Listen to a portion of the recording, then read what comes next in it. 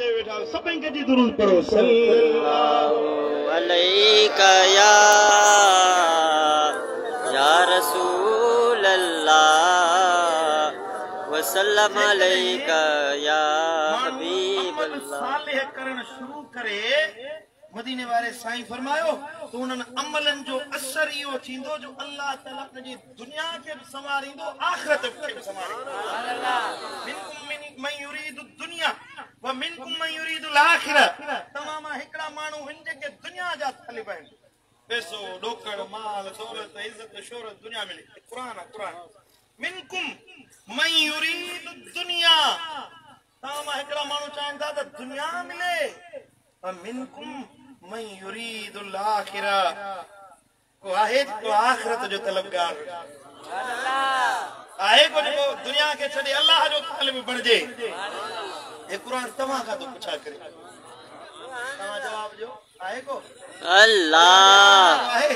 अल्लाह मदीने वाले साईं ॾे ईंदो कि न कोन ईंदो? अल्लाह क़द अफ़लह मन तज़क्का, तहक़ीक़ उहो माण्हू कामयाब थियो जे पंहिंजे नफ़्स जो तज़कियो कयो, माना पंहिंजो पाण खे उन्हनि अमलनि खां परे करे तंहिं वाट ते हलियो जेका मदीने वारे साईं पंहिंजे उम्मतियुनि खे सेखारी आहे। सुभान अल्लाह सुभान अल्लाह।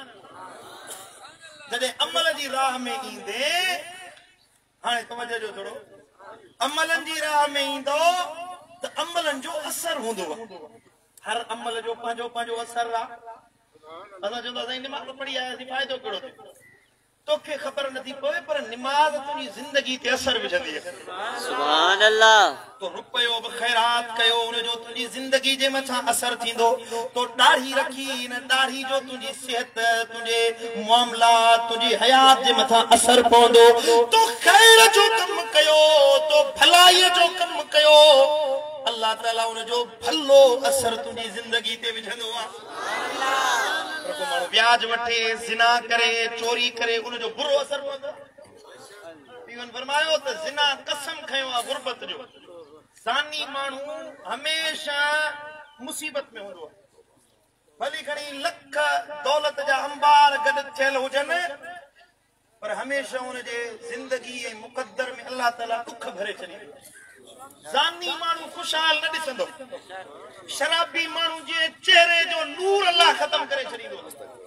शराब जो असर उनजे चेहरे मां रौनक मोकिलाए वेंदी। ज़ानी माण्हू जे मुंहं मां नहुसत पई ईंदी। हिकिड़े ॾिहाड़े साईं करीम सल्लल्लाहु तआला अलैहि वसल्लम वेठा हुया, हिकिड़े यहूदी जो जनाज़ो खयो पिया। यहूदी साईं करीम उथी हलिया विया घर ॾे, तकड़े तकड़े चेहरे ते साईं खे कुछ अणवणंदड़ तासुरात पैदा थिया। साईं घर ॾे रवाना थिया। थोरी देर खां पोइ वरी ॿाहिरि आया। जॾहिं यहूदी जो जनाज़ो हलियो वियो, अर्ज़ कयो या रसूल अल्लाह, तव्हां यहूदी जो जनाज़े खे ॾिसी हलिया वियो हुयो त माण्हू जो जनाज़ो हुयो। साईं जन फरमायो तव्हांखे ख़बर न हुई, पर इन मां कुफ्र जी बदबू इन जो जीअं जनाज़ो खणी पिया अचनि त इन जे कुफ्र जी, इन जे गुनाहनि जी छटई बदबू जे करे मां मोहम्मद करीम वेही न पियो सघां, इन जे करे हलियो। समझो था हले कोन था समझो? गुनाहनि जी बदबू थींदी आहे। जे गिलास गंदगी जी बदबू आहे न, गटर जी नाली पई वहे, उनजे पासे में तव्हां वेही कोन सघंदो। गंदगी पई हुजे, ढूंढ पियो हुजे, कुतो मुअल हुजे, गधा मुअल हुजे, उनजे भर में तव्हां वेही कोन सघंदो, छो त हुन में बदबू ई हूंदी आहे। ईअं ई गुनाहनि जे करे बि इंसान जे जिस्म में बदबू ई पैदा थींदी आहे। ये असांखे ख़बर न पवंदी आहे।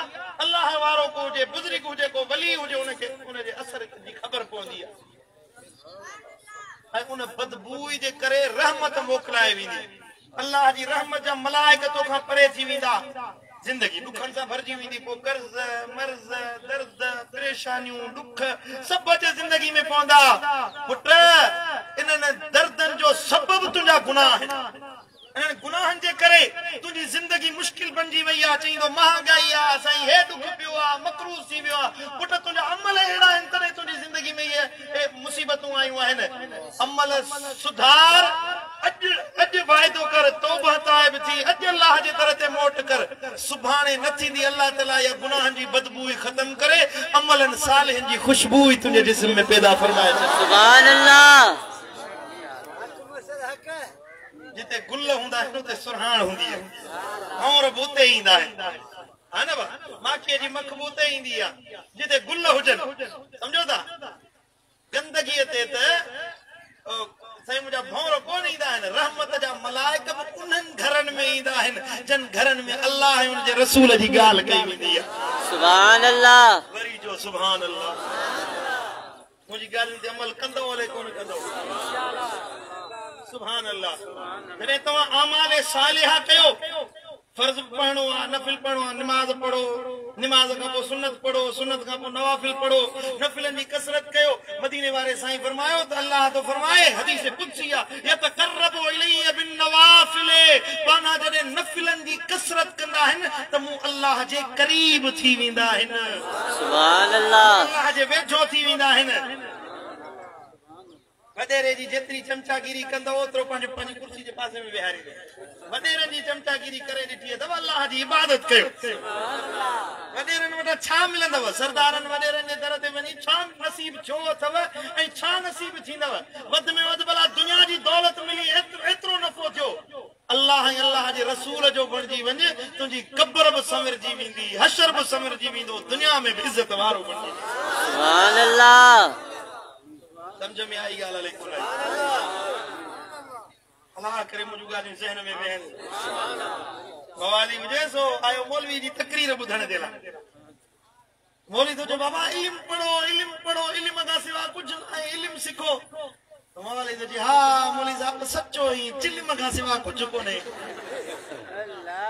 वो तो चले इल्म मवाली तो समझे इल्म ता इल्म ता समझो भले इल्म समझो अल्लाह अल्लाह हिदायत दी दे आमीन सलाह शरीफ पढ़ो सल्लल्लाहु अलैहि या रसूल अल्लाह हदीस मुबारक पे पढ़े मदीने वाले साईं फरमायो जदे पानो इबादत कंदो वा बंदगी कंदो वा अल्लाह के घणो याद कंदो वा त रब तो फरमाए मां अल्लाह उन बाने के पजे करीब करे छडींदो आया जो मुकर्रब बनाईंदो आया एतरो मुझे करीब थी वेंदो आ एतरो मुझे मुकर्रब बणजी वेंदो आ जो मां अल्लाह उन जो अखियूं बणजी वेंदो आ जैसा ॾिसंदो आ मां अल्लाह उन जा कन बणजी वेंदो आ जैसा ॿुधंदो आ मां अल्लाह उन जा पेर बणजी वेंदो आ जैसा हलंदो आहे मन उन फकीर जो उन अल्लाह वारे जो उन अमलन करण वारे जो हलणो ॻाल्हाइणो ॿुधणो ॾिसणो अल्लाह जे नूर वारो बणजी वेंदो आहे सुभान अल्लाह हमारे साईं फरमायो इत्तकू बिफिरासतिल मुमिन मोमिन जी फिरासत खां ॾिजो छो त हुआ यंजुर बिनूरिल्लाह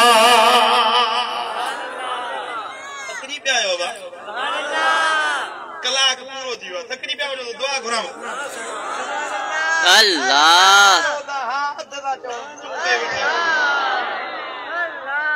अल्लाह का खुश हो 10 मिनट बाकी 10 मिनट हेरे तो वेठे सुभान अल्लाह मदीने वाले साईं फरमायो तो जड़े बानो अमल कसरत सा करे अल्लाह तो फरमा मां रब उन जो अखियूं बणजी वेंदो आहे सुभान अल्लाह माना उन जो ॾिसण बि बरकत वारो उन जो ॻाल्हाइण बि बरकत वारो उन जो कमकार बि बरकत वारो सिंधी में चवंदा आहिनि जाॾे पेर ताॾे ख़ैर सुभान अल्लाह अॼु असां चवंदा साईं जन क़िबला आलम वटि हिकिड़ो माण्हू आयो चई साईं हीअं सोन में बि हथ तो विझान मिटी थी थो वञे बरकत ई कोन्हे का बैंक में लख रुपया पिया आहिनि थिया पर सुकून नाहे छा कयां पुट सुकून मिलंदो तॾहिं जॾहिं अल्लाह खे राज़ी सुभान अल्लाह वो तॾहिं ते वेठल हुजे गरीब मिस्कीन हुजे पर दिल मदीने वाले साईं सां अथसि न बुजुर्गन फरमाया त तख्ते सिकंदरी पे वो थूकते नहीं है बिस्तर लगा हुआ हो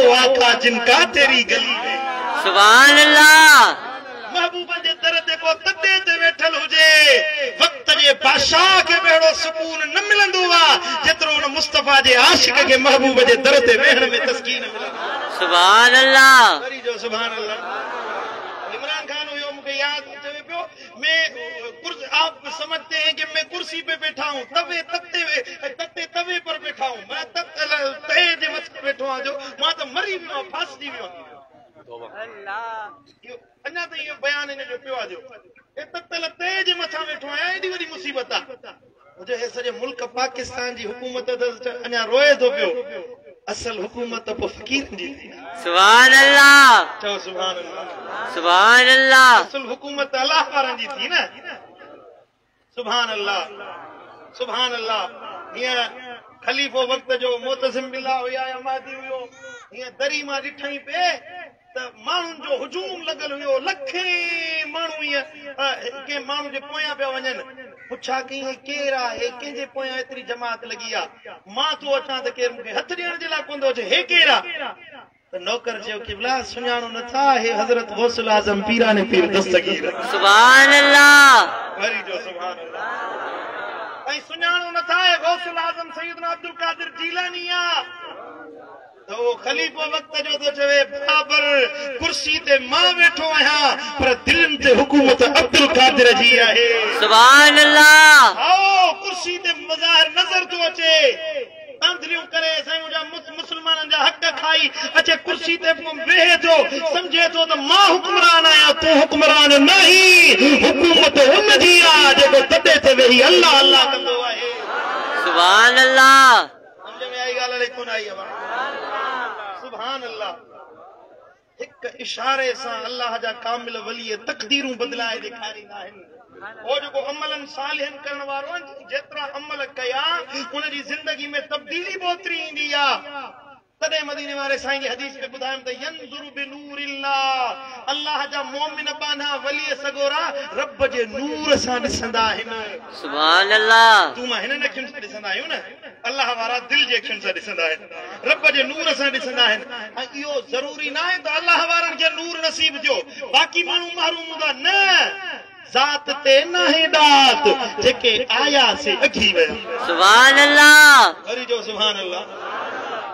जेको आयो सो अखी वियो, ईअं नाहे त फिलानी ज़ात वारो हुजे, कबीले वारो हुजे ऐं साईं मुंहिंजा उनखे ई अल्लाह जी विलायत मिलंदी, न, जेको वहे सो लहे। चओ सुभान अल्लाह। सुभान अल्लाह। जेको मेहनत कंदो, अल्लाह मेहनत जो क़दुरदान आहे। अल्लाह ताला पंहिंजे बाननि खे नज़र विझंदो आहे। जेको इख़लास सां दिल सां रब खे पुकारे, दिल सां अल्लाह ॾे मुतवज्जे थिए, तंहिंजे मथां रहमत जो वॾो फुड़ो मींहुं वसंदो आहे।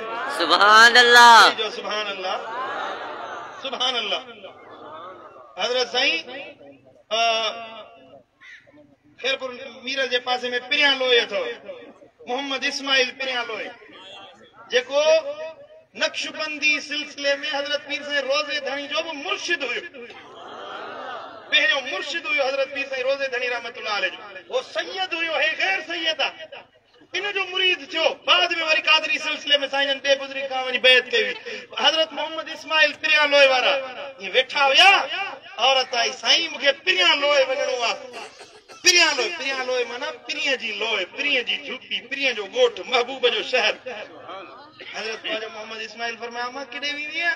साईं पिरियां लोहे वेंदसि। साईं ने फरमाया मां हलिया तोखे वठी हलां। हीअं ॿ विखूं हलिया त गुंबद ख़ज़रा अखियुनि जे आॾो थी वियो। सुभान अल्लाह। साईं हे किथे अची वियासीं, हीअ कहिड़ी जाइ आहे, हे कहिड़े मक़ाम ते पहुचायो अथई?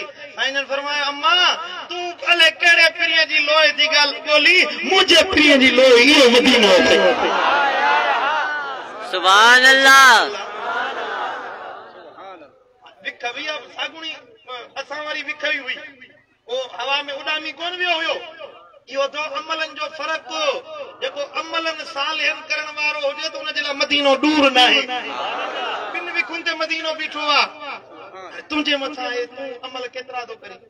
पंहिंजी दिल खे सुधार, पंहिंजे अमलन खे सुधार, पंहिंजे अंदर में तब्दीली पैदा कर, पंहिंजे बातिन खे मुनव्वर करण चाहीं थो, पंहिंजे इस्लाह करण चाहीं थो त गुनाहनि खे छॾे उहा वाट वठ जेका मदीने वारे साईं सेखारे।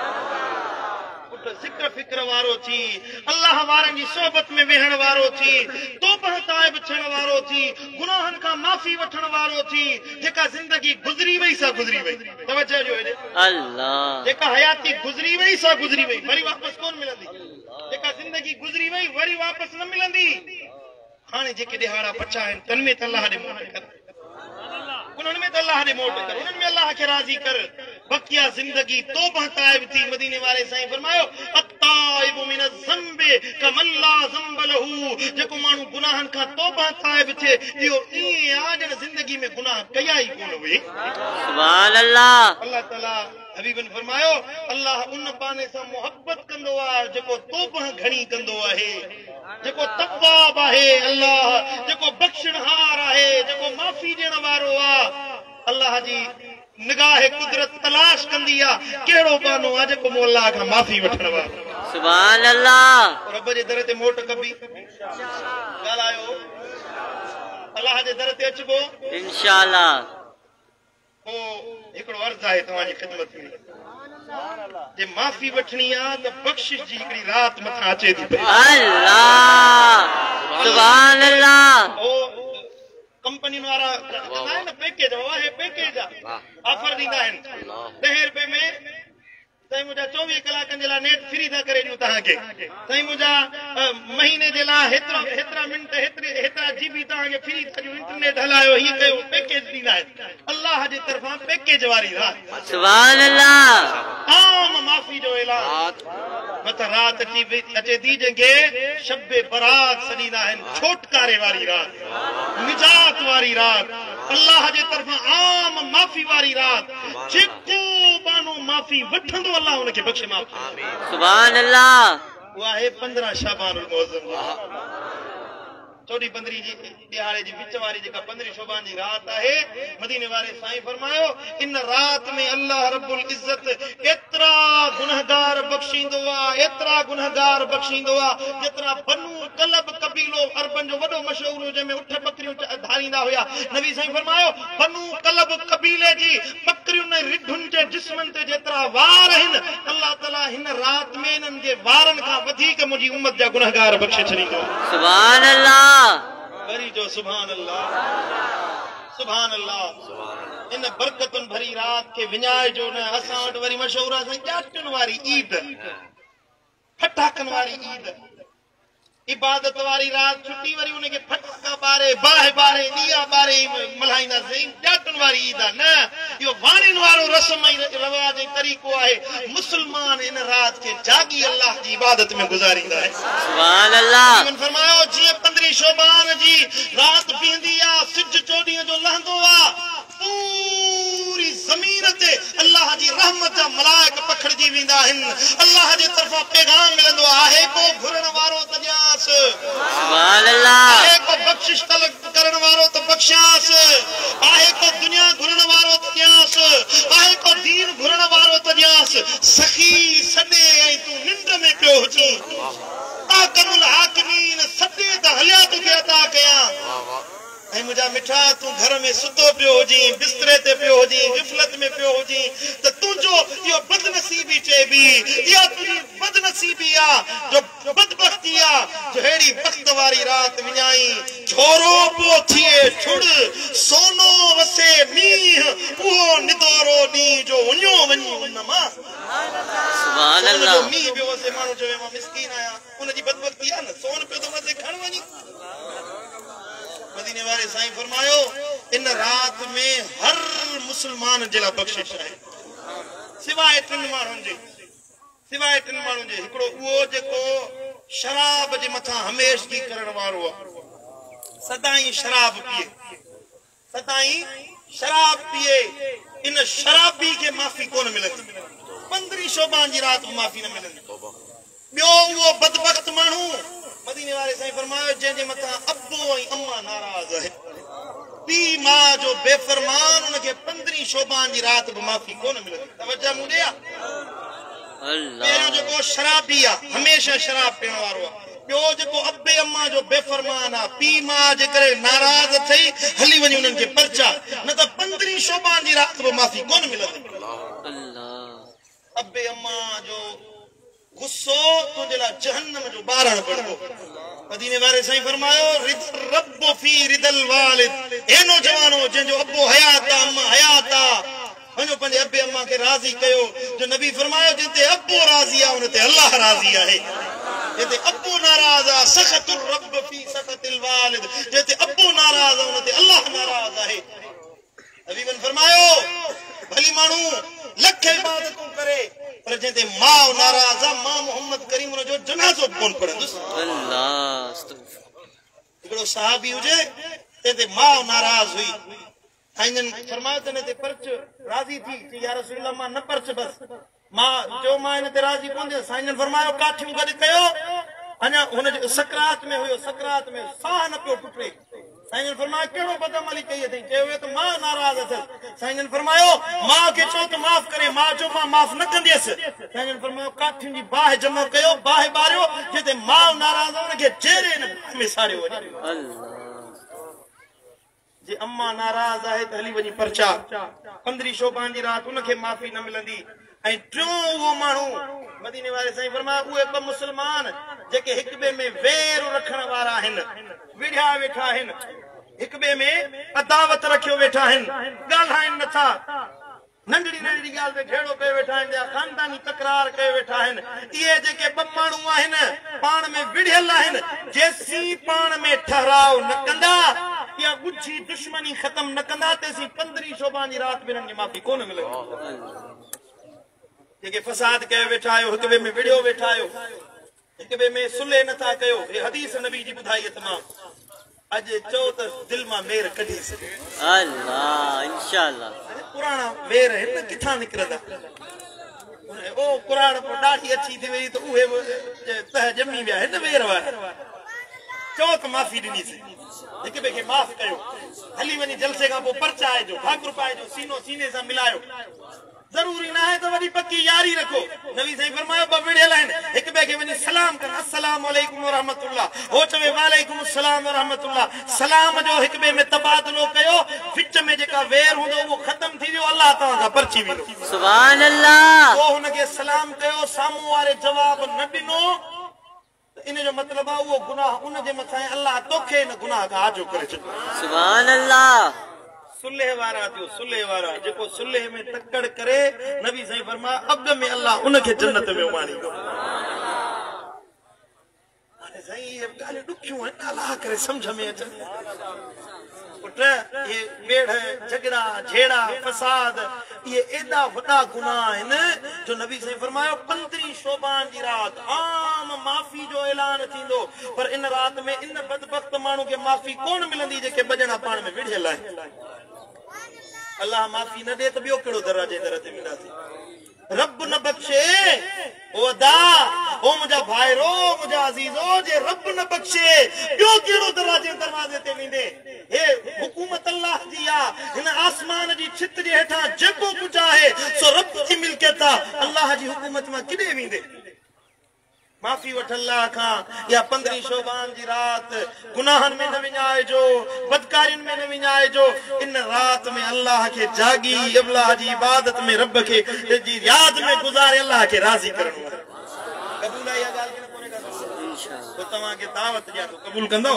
अल्लाह मुझे मुर्शिदन करीमन जो आस्थानो दरबार आलिया दिलबर आबाद शरीफ मोरे में या रात वडी शान शौकत से मल्हाई वेंदी है घर में बैठा हूंदो न जीनी सगोर के पास लॻंदो त सुम्ही पवंदी बिस्तरे ते निंड अची वेंदी फकीरन सां गॾु गुज़ारींदो 80 गुनहगार आहियूं अल्लाह वारनि जे आस्थाने ते वञूं था ज़रूर महबूबन फरमायो 40 माण्हू जिते जमो थियनि उते हिकिड़ो अल्लाह वारो ज़रूर हूंदो मोमिन मुस्लमान जमो थियनि दीन जे लाइ त उन्हनि 40 में हिकिड़ो अल्लाह वारो ज़रूर ईंदो आहे सुभान अल्लाह हे लखे माण्हू जमो थींदा कंहिंजो त लुड़क अल्लाह जी बारगाह में क़बूल पवंदो कंहिंजी त अल्लाह जी बारगाह में क़बूल पवंदी हिकिड़ी महफ़िल बि हले रसूलुल्लाह सल्लल्लाहु तआला अलैहि वसल्लम बयान पिया कनि हिकिड़ो सहाबी रुनो साईं फरमायो हिन हिकिड़े माण्हू जे करे अल्लाह हिन सॼी जमात खे बख़्शे माफ़ करे छॾियो सुभान अल्लाह रोअण वारे जे करे अल्लाह सभिनी खे बख़्शे छॾियो हेतिरा माण्हू रोई अल्लाह के राज़ी कंदा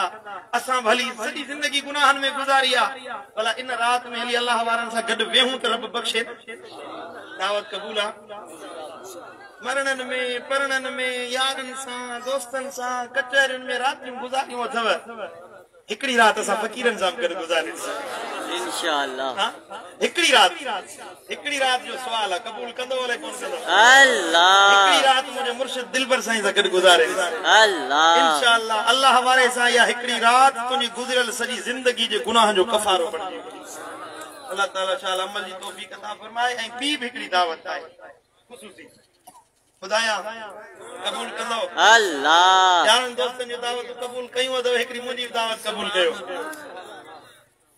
बुज़ुर्गनि जा उर्स वेंदा आहियो हे 15 शोबान पंहिंजे लाइ वेंदो पंहिंजी ज़ात जे लाइ जेको ईंदो सो पंहिंजी भलाई चाहींदो ये दावत आहे इंशाअल्लाह तव्हां गौसल आज़म जो उर्स मल्हायो आहे कलंदर जो भिटाई जो उर्स महबूब इलाही जो मिठे पीर जो उर्स इंशाअल्लाह मुझे मुर्शिदन ऐलान किया त मदीने वारे साईं जे अब्बे ऐं अम्मा जो उर्स मल्हाई सुभान अल्लाह महबूबन करीमन जे अब्बे हजरत सैयदना अब्दुल्लाह रज़ियल्लाहु ताला अन्हु नबी साईं जी अम्मा सैयदा तय्यबा पाकीज़ा अम्मा मोहसिन कायनात नबी जी अम्मा जंहिंजे पेट में 9 महीना महबूब पलिया जंहिंजी हंज में महबूब सुहिणा बचपन गुज़ारियनि उन अम्मा आमिना साईं जो उर्स मल्हायो सुभान अल्लाह आलिया सालिहाबाद शरीफ में इंशाअल्लाह 10 मार्च ॾींहं जो उन में तव्हां सभिनी भाइरनि दोस्तनि खे दावत क़बूल आहे या इंशाअल्लाह आचर जो ॾींहुं थींदो 10 मार्च ॾींहं जो महफ़िल थींदी उन में तव्हां सभिनी दोस्तनि खे दावत हुजे बुज़ुर्गनि जे उर्सनि में वेंदा आहियूं त फैज़ बरकत मिलंदो